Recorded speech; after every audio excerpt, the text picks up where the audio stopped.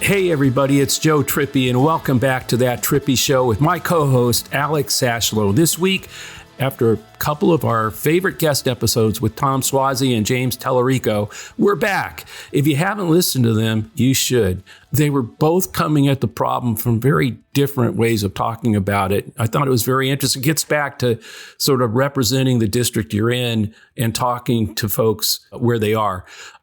If you haven't listened to them, please give them a listen. We've got a lot to catch up on, including more of your questions than we've ever gotten. Alex, where do you want to get started? Yeah, I thought I learned a lot last week. It's some of the guests that come on here. I just really enjoy hearing these perspectives. I had a good time. I would echo that. Definitely listen to both of them. But since we've been doing those episodes, Joe, a lot of stuff has happened. Yeah, exactly. And we were trying to shoehorn a lot in, but sum it up. I'm sure everybody knows Kimmel got canceled for saying something honestly fairly innocuous about the Charlie Kirk shooting. Now he's back. Joe, I know you have some thoughts about his monologue last night, but I just explain what the hell is going on and kind of what it means moving forward. We got some questions about the First Amendment, but like, where do you want to take this, man? It's an absolute assault on the First Amendment. Didn't start with Kimmel, started with Colbert. It's now moving to the comedians at NBC's, night shows. Kimmel, I think what's different about Kimmel is that it completely backfired on what Carr and Trump were trying to do.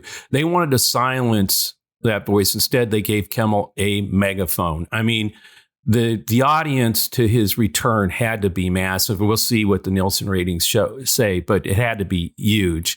And I don't think a lot of those people were tuning in to be entertained. They wanted to see, the drama of what he was going to say. And he met the moment. I mean, he met that moment. It was, if you haven't, we should probably link to it in our show notes if we can. But if you haven't seen, didn't watch Jimmy Kimmel's return, you should. At least the first 20 minutes were amazing. And so I think, look, the thing was voices from Ted Cruz, Michael Eisner, who hasn't spoken, past chairman of Disney, who hasn't spoken out about anything, spoke out against Trump's intimidation, calling where are the leaders? Well, where are the leaders? The one that stood up was Jimmy Kimmel. As basically as law firms, corporations, and an entire party, the entire Republican Party cowered and caved to his authoritarian impulses. It took a comedian, Jimmy Kimmel, in a spectacular return and very moving return. I think that is going to reverberate across the country in a way that Trump and Carr could never have imagined. It has to be a massive backfire. Yeah, I honestly didn't know Kimmel had, I don't mean this the wrong way, I didn't know he had it in him. Like that monologue last night was something. I mean, the way he went from, I know you were talking about it this morning, calling Trump Ramble Stillskin. I mean, he had a couple of really good one-liners, but he also was able to get like sincere and like, I think he met the moment in a way that, good writing, but I think he delivered it well. And I think genuinely, that's what I'm saying. I think it was a very genuine monologue, particularly as he talked about Jesus, talked about Erica Kirk, and the spirit of forgiveness when she forgave the assassin who murdered her husband, and sort of called on everybody. That is what America's about, not the attack on the First Amendment. And I think did it in a very powerful way. But look, like this is not over by any stretch. Nexstar still has a $6.2 billion acquisition of Tegna, another satellite network, and that's in front of the FCC, and Sinclair, which is just awfully, I don't even want to get started. Yeah. But those two networks carry about 20% of ABC's affiliates. Right. And I believe they're not showing. I think one of them still isn't showing Kimmel. No, I don't think either of them are. They both preempted. This is kind of so. OK, they're blacking it out for a bunch of people. But this is where like people are like, well, what can you do? What can we do? I guarantee you more people are going to see that 18 minutes on YouTube and on the internet and on peer-to-peer, and people like, even people like us saying, hey, go watch it, share it. Like, there's a point where, yes, these corporate blackouts matter, but like, I mean, for example, he's back on because so many people were publicly boycotting ABC. I mean, ABC actors were canceling their Disney Plus subscriptions and talking about it. Like, that stuff does matter. And like, sharing this kind of stuff does matter. Oh, that was one of the great the great parts of it when he pulled out the piece of paper and said that ABC and Disney had demanded, only had one condition to returning him, and he had to read a statement, and it was to tell people how to re-up their Hulu and Disney subscriptions. I think the key with both Nexstar and Sinclair are the local affiliates. They have 20% of the ABC's local affiliates, but those stations have an agreement. They signed an agreement with ABC. In other words, a network agreement. So it lets them preempt only a certain number of episodes of a show before they lose their affiliation, before they break that agreement. And so as long as ABC stands firm, Sinclair and Nexstar will have to, they're between a rock and Nexstar in particular, between a rock and a hard place. They either acquiesce to Trump and the FCC, on their acquisition of Tenga, but or those ABC affiliates that they own are going to lose their ABC affiliation, and ABC can move to another independent station. I mean, in other words, either way, they're going to lose. And so people, you use your voice, keep calling your ABC affiliates in the state, in the areas that that Kimmel's not on, and make sure they hear, put that pressure on, because it's the public pressure, the boycotts that can change things here. And they have, and they did. You're right, Alex. I really liked him saying something along the lines of, Trump tried to cancel me, but he got millions of people to watch us. He might have to release the Epstein files to distract us from this now. I thought that was a pretty good line. I like the nickname, though. You already called it out, but Ramble-Stiltskin is finally somebody has figured out a great nickname for Trump. He's Ramble-Stiltskin. That's great. We got to keep that one going. It fits, especially with what Trump did at the UN, which honestly might not even make it into the show today. That makes the point, though.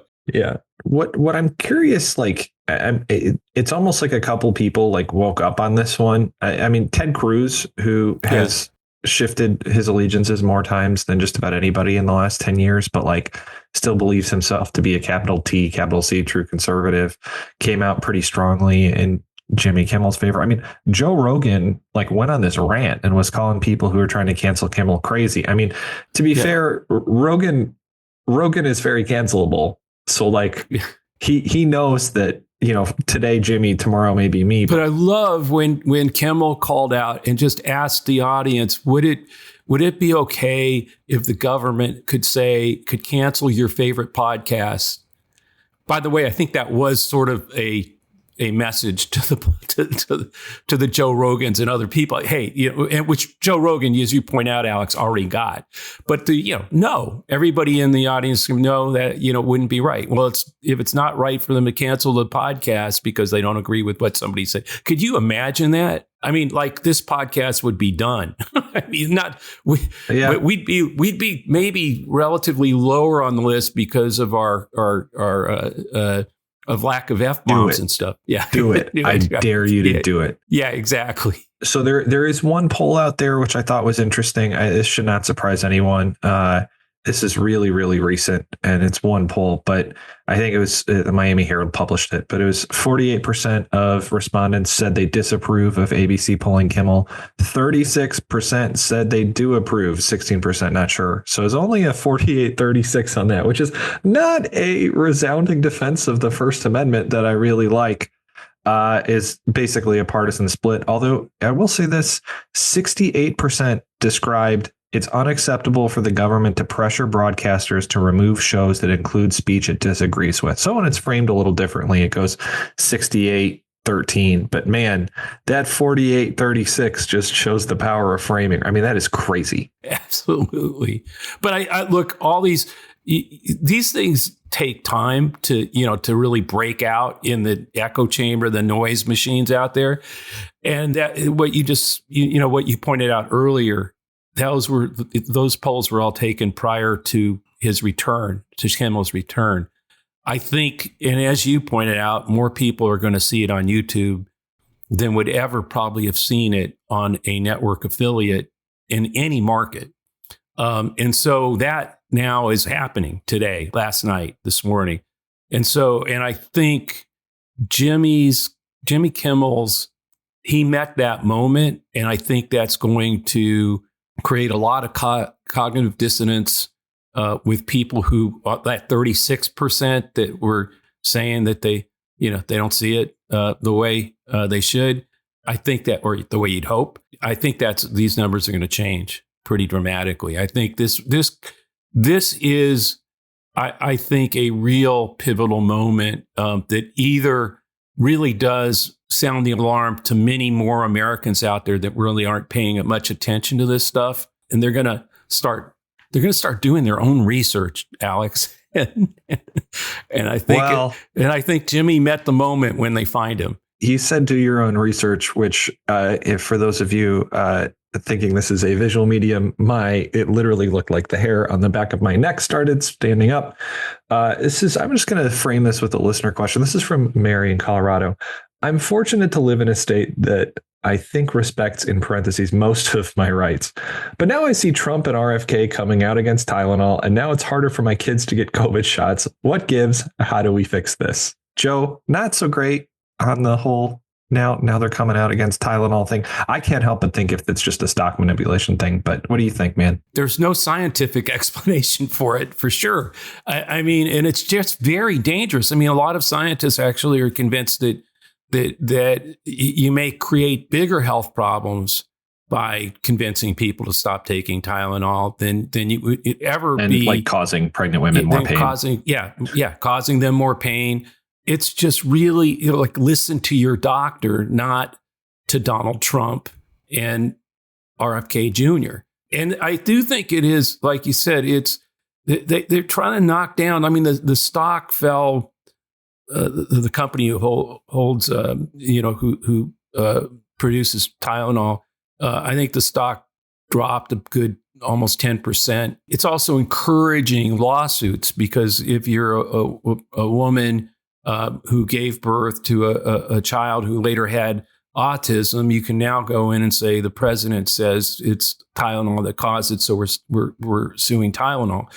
When Tylenol, according there's association, but no causal effect at all proven, lots of studies have looked at this, and there's no connection in terms of causing autism. So this is again. First of all, he did at the UN, the president again at the UN told every country out there to stop doing anything about climate change because it is a hoax and a con. I'm so glad you got to that. It's like, this is a packed show. I'm glad you got to that one. No, but it's like, this is it. This is okay. If you're out there and you get a sense that, like, in your part of America, the weather really has been changing dramatically over the past few years, and deep down that climate change is real. You've got a president telling the world it's a hoax, and telling pregnant women not to take Tylenol. And he said it over and over and over again. Again, an administration that has done everything to reject science and to undo everything from the FDA to the EPA to, every department to NIH. To stop research, that saves lives. This is the administration that we're in. It's also, again, why the moment is so important to rise up. In October, I think it's October 18th or 19th. Alex, do you know, for the next No Kings rally protest? I want to say it's Saturday. It's the 18th. Right. Okay. So it's a Saturday. Saturday, the 18th of October is the next No Kings rally, a protest. And, we should have fun with it, but everybody should go. Bring another friend, bring another coworker, bring another family member. But, I think it was like 11 million last time. Let's see what we can get it up to. But it's in Colorado, Mary. Get people there. You are right that you are in a state that respects most of your rights. I think respects a lot of them, all of them. Unfortunately, you have a president and RFK Jr. who do not and are manipulating people. And it's really important to be visible and stand up to it and to get more people out there. And I think Kimmel last night made it easier for you to ask people, because you can bring him up and say, this is part of what we have to stand up against, the assault on free speech. Couple small things. I mean, what really scared me about or what Trump said, they asked him, essentially, every scientist hates this. Like, the scientific community is almost united in their opposition to you. And he said, that's the establishment. They're funded by lots of different groups. What is interesting about that is he's framing it as like an anti-establishment. He's trying to do the whole, like, it's rigged system again thing. And I'm like, it's worked for him almost every time he's ever done it. I'm curious if this one actually does anything. Well, no, here's the thing. It's like alligator Alcatraz again. He does these things to feed the base. And yes, who will be hurt by it? There will be a lot of MAGA women who, while pregnant, probably will not take Tylenol when they have a fever. In other words, again, who's going to be hurt by this? It won't be Mary. I think Mary's likely to ask her doctor what's best and listen to her doctor. There are women that Trump has sway with, who, when their doctor says you should take Tylenol, and they're going to say, but my president says not to, won't. That is where the danger here. That is the danger. But the dangers he's creating, again, are with his own supporters who listen to him on science. I guess they all still believe that climate change is a hoax. The other interesting is, and what Trump also understands, when he comes out and says something like this, one of the first things that I guess doctors and especially insurance companies start doing is to your point earlier about lawsuits, they start looking at risk. So, like, for example, I know multiple people who and remember, I'm in a blue city in a blue state. They're finding it harder to get like COVID shots for their kids. Yeah. Or some doctors aren't even prescribing or allowing them anymore because A, they either can't get them, or B, they don't know if insurance is going to cover them. Got it. And that takes a cost from free to like several $100s, which, like, if you're part of the Maha curious or whatever base, especially lower income Americans, they're not going to go, if they were already worried about the COVID vaccine, they're not going to go pay $400 or $500 for it. No way. No, that's what this is what is happening. They're going to be. We said this when he first appointed RFK Jr. We said people are going to die because of what this administration is doing, and we meant it. It wasn't, it wasn't like some rhetorical, threat. It was for real, and every day they prove that that's exactly the policies they are going to carry out. And you're exactly right about COVID vaccines and how insurance companies are no longer, some of them won't cover it. Doctors, can't get it. And people are very confused about what age and, how early and all that stuff because of the way they keep, changing, their recommendations are changing all the time. And one time, I think it changed 3 times in one day when they couldn't figure out how to vote on it. There is, and it's a little early, but there have been some recent polls out there basically showing that roughly 20% of the electorate is what I would call Maha curious, is how they defined it. And it is mostly younger, not as engaged in politics, millennials, non-college.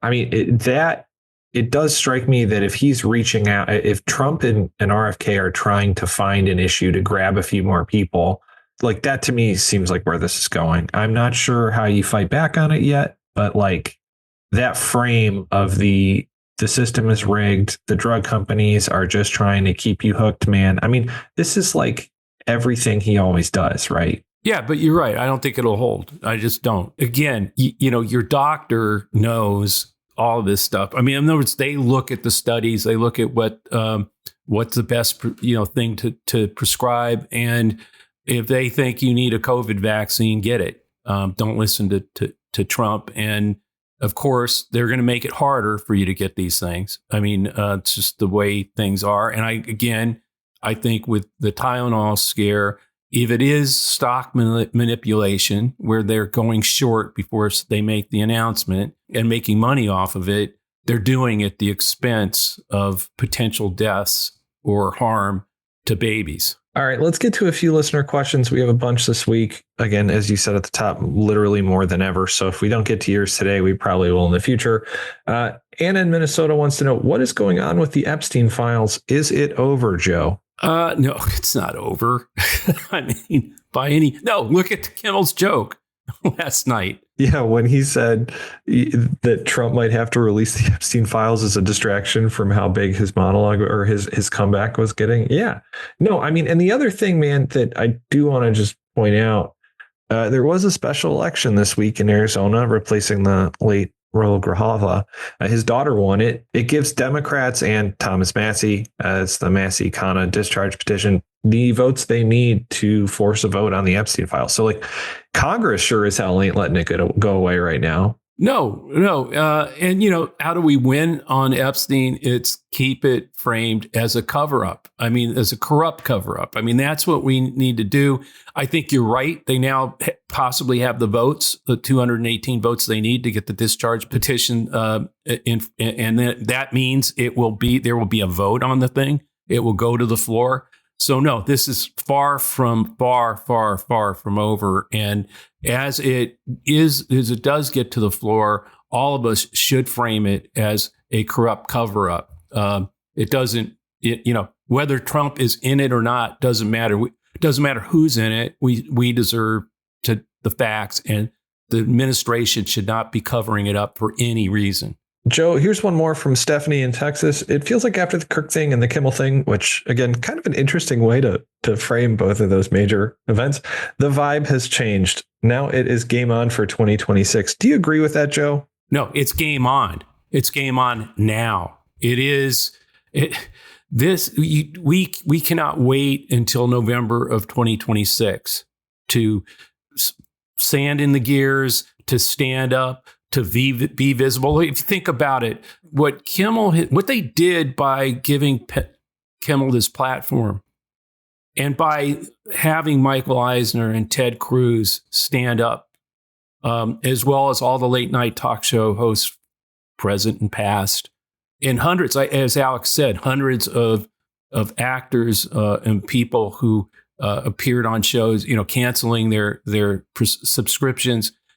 And millions of Americans calling and doing something that made this change, this moment happen.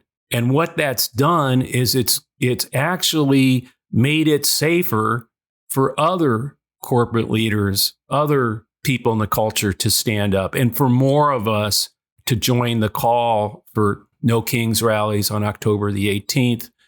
It made it easier to get your friends out there because remind them of this moment. That's why we need to stand there. But no, it's not. In November of 26, it has to be such a massive wave of millions of Americans that they cannot rig it. They cannot stuff the ballot box. They can't, no matter what they do to intimidate us. We're so big at that point. And by the way, they already fear this. That's why they're going after changing the seats and the lines in Texas and other places. They know. They've seen the collapse among independents, the rise of unfavorable ratings.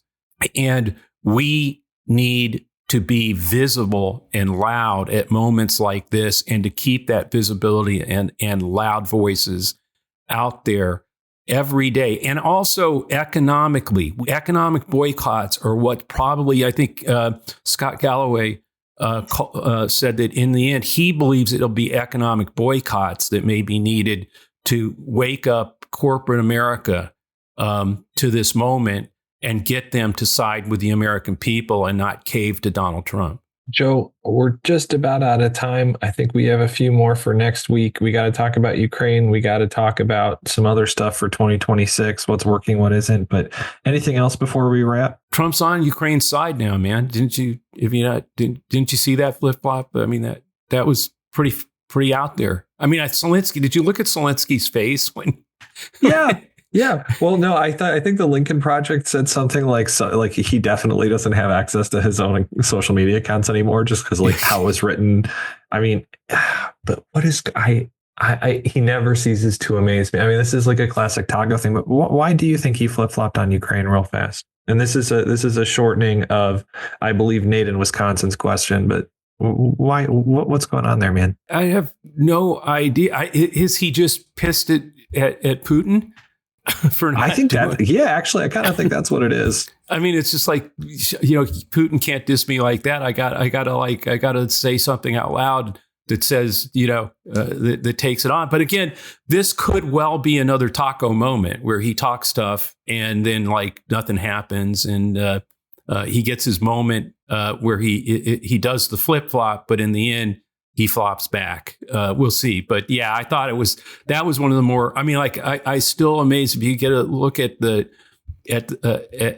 tape of him saying that, the video of him saying that, you're going to see the look on Zelensky's face is like just total shock. Well, man, that's about all the time we've got today. I'm glad we got to that one. Thanks, Alex. And thanks everyone for listening to that Trippi Show. Alex, I think you want to say something here. Yeah. Another plug for our listeners. One of our colleagues, Kobe Tyree, has been putting out a great show. It's his own podcast. It's called Is It Bad for the Economy? It's all about like, are Trump's policies actually hurting the economy? Are they hurting, helping, whatever? Obviously, mostly hurting lately. I think we know the answer. It's not just a podcast where they yell yes.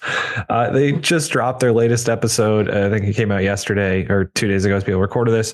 They do talk about the Fed. I think it's a little bit more economics focused. They look at like why economically the Kimmel suspension happened and how it got beat.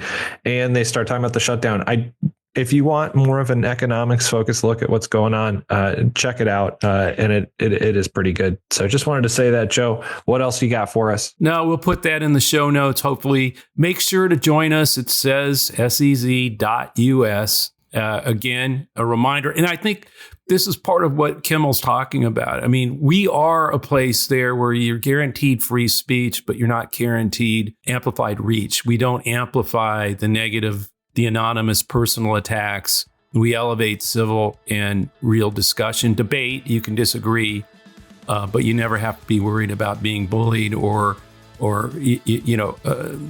being dealt with any lack of respect. That's what we're trying to build. That's what free speech should be.